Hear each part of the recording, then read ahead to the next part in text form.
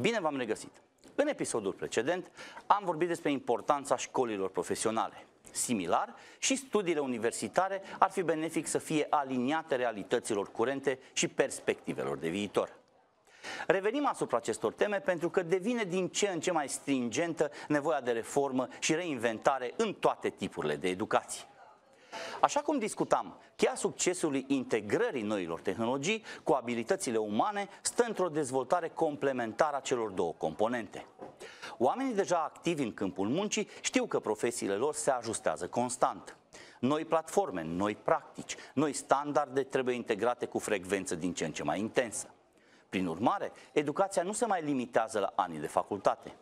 A devenit deja o uzanță în toate domeniile să continuăm formarea profesională pe întreg parcursul carierei.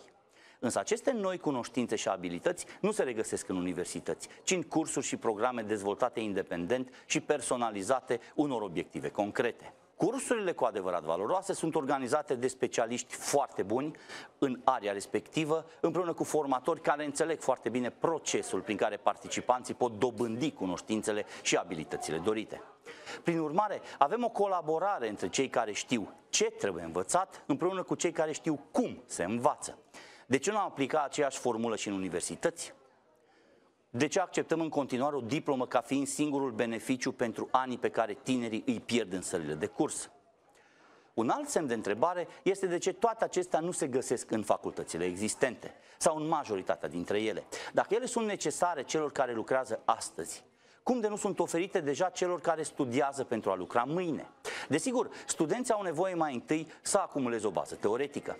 Însă doar teoria nu este suficientă, iar privind cu atenție generațiile care au intrat în câmpul muncii recent, nici baza teoretică nu este asigurată. Relația dintre academici și privați a fost mereu una complicată, indiferent de eră sau țară.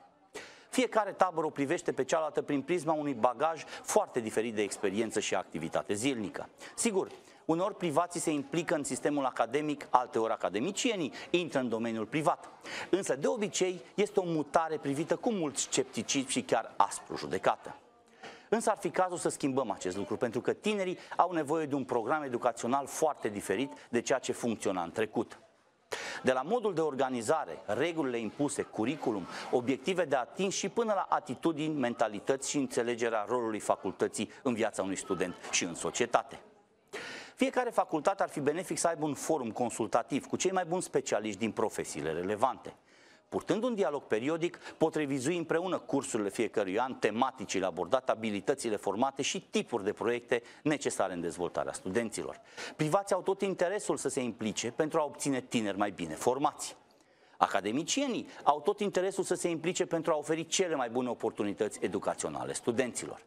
Similar, fiecare facultate ar fi benefic să aibă un grup de lucru format din reprezentanții celor mai performante companii din domeniul respectiv. Împreună pot organiza sesiuni interactive în care tinerii învață cele mai noi descoperiri, tehnologii și bune practici. De asemenea, se pot dezvolta programe de cercetare și dezvoltare care să pună în valoare cunoștințele teoretice ale profesorilor și studenților. Și fiecare facultate ar fi benefic să aibă relații strânse cu alte facultăți similare ca domeniu educațional. Prin dialog și schimb de experiență ne putem asigura că nu abandonăm studenții unui deficit educațional care va trage înapoi tot restul vieții. Și nu doar pe ei, dar și companiile pentru care vor lucra și societatea în care trăiesc. O educație săracă nu afectează doar pe copii, ci pe noi toți. Toți pierdem atunci când talentele și abilitățile native ale unui copil sunt irosite în 15-20 de ani de școală disfuncțională. Reformarea sistemului educațional nu poate fi făcută de oameni captivi trecutului și nici de excepțiile extraordinare pe care uneori le întâlnim. În primul rând, leadership-ul și managementul trebuie să revoluționeze propriile mentalități și practici. Abia apoi pot revoluționa și învățământul. Ne oprim aici pentru astăzi.